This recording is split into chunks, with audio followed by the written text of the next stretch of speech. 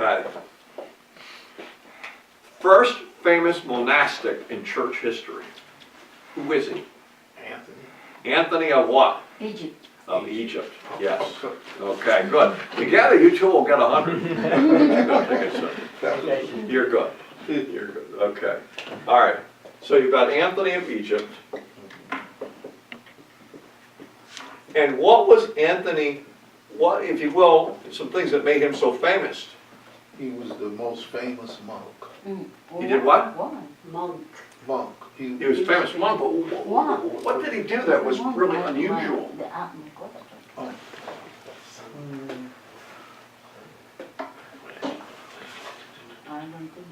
He lived alone in the Egyptian desert for 90 years. Lived to the age of 105.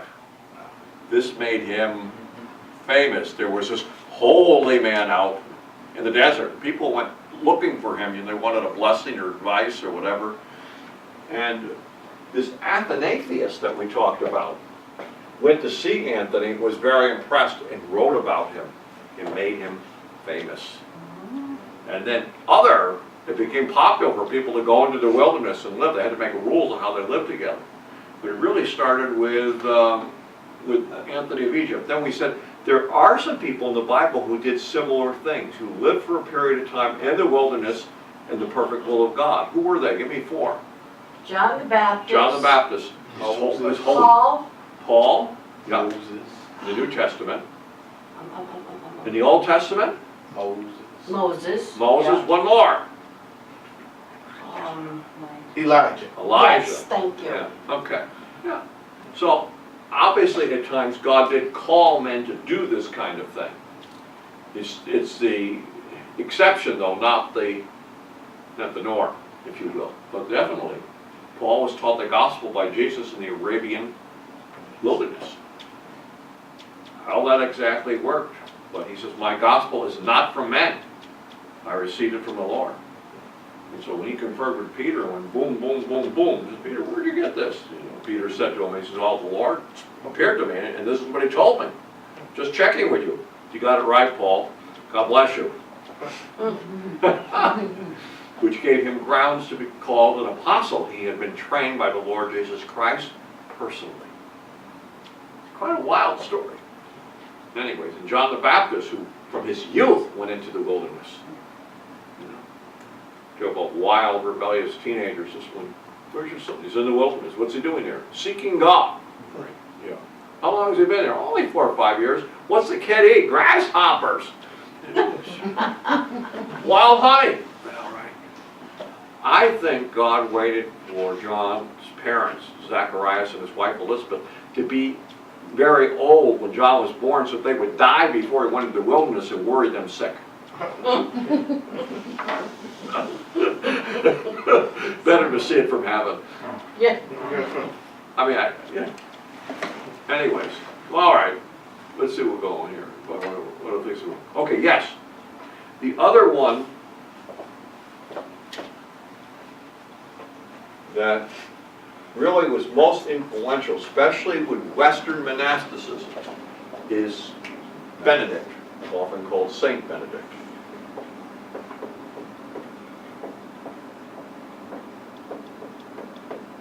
And he established a very different kind of monastic life. How did people live in his monastery that he established? They had to sow their own food. Actually, that was done before him. But in Benedict's, that was someone else established it. But he really did have them live in community. And in Benedict's monastery, they had a written set of rules that everyone had to live by. Oh, no talking. That is before them. That's before. That was back in my. That's intermediate. Who's that? I'm trying to remember who the, forgetting his name, who did that before. I didn't put that on the test. I'm not going to worry about that one. Whichever ones you got, you know. Saint Benedict. When you went into the monastery, it was said that you were born again. In what way were you born again when you went into his monastery?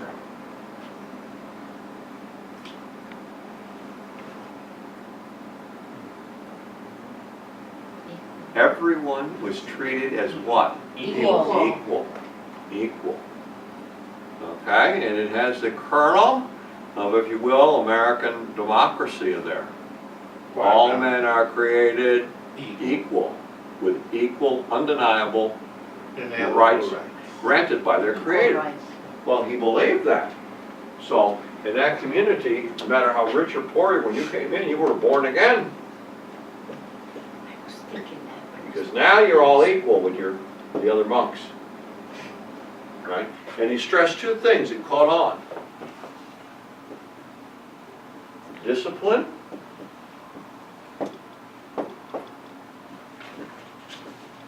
obedience. He stressed those. And that style of monastic life became very popular in Europe. It's kind of the idea of how we're going to do it. Very different from Anthony, who's living alone in the wilderness and not talking to anybody. These men are living in community as equals. Okay. All right. Let's see if I have any others. I think so.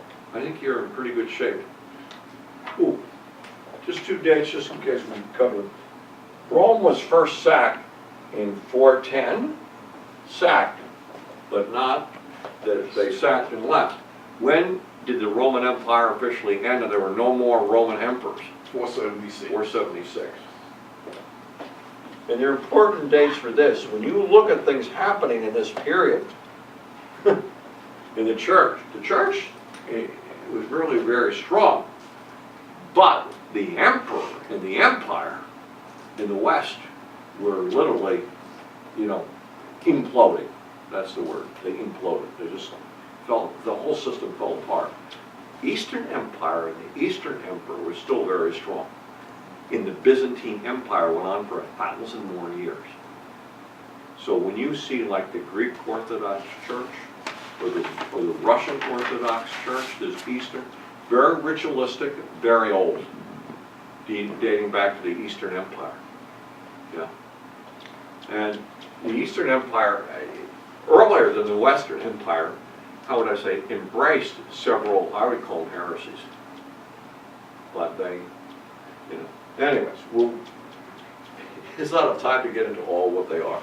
Let me just see if there's something else I didn't talk about that might be. I tried to cover for the practice test everything that we had. Okay.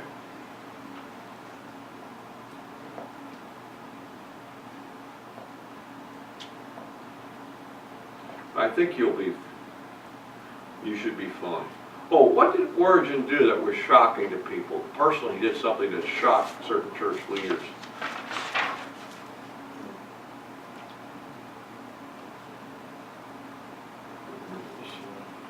Great teacher. He could get a little off the edge somewhere. He made himself a eunuch. He castrated himself. And there were church leaders who were shocked and appalled. It's not believing anybody. It's a crazy thing to do. But he was a brilliant theologian. The good and the bad of the man. Okay? And what two conclusions did he come to in theology that were really off the wall? Origin. The devil will someday be saved, and that hell is not eternal. There were two conclusions he came to. When did you go over that? We didn't go over that with you? Okay. Huh. Maybe I read. We did talk about origin some, I know that. Yeah. Okay. But this is the irony of the man. Great scholar, great mind. He actually won many heretics to the Orthodox faith. He believed in the death and resurrection of Jesus Christ, the blood atonement. In basic Christian doctrine, he was sound. But what he was trying to do is synthesize Greek philosophy with church doctrine. And sometimes that formula did not work. There are similarities, but there are clashes too. Okay? So, he's the good and the bad of the man. But his teaching, it was influential. Many other church leaders read and studied what Origen said. All right. Okay, let me see if there's anything else that I want. Now, you're going to see a timeline. You're going to have to fill in what happened in certain years, that you know. You're also going to see a lot of matching questions, which is helpful because you don't have to remember the answer, you just have to find it on the page. Hallelujah. Yes. That is easier than a fill in the blank. There's also some fill in the blank questions. When I'm done with the test, if I need to with the test, I do a curve.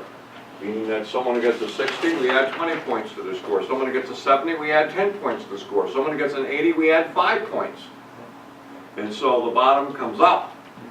To get a 90 or 95, you still have to know what you're doing.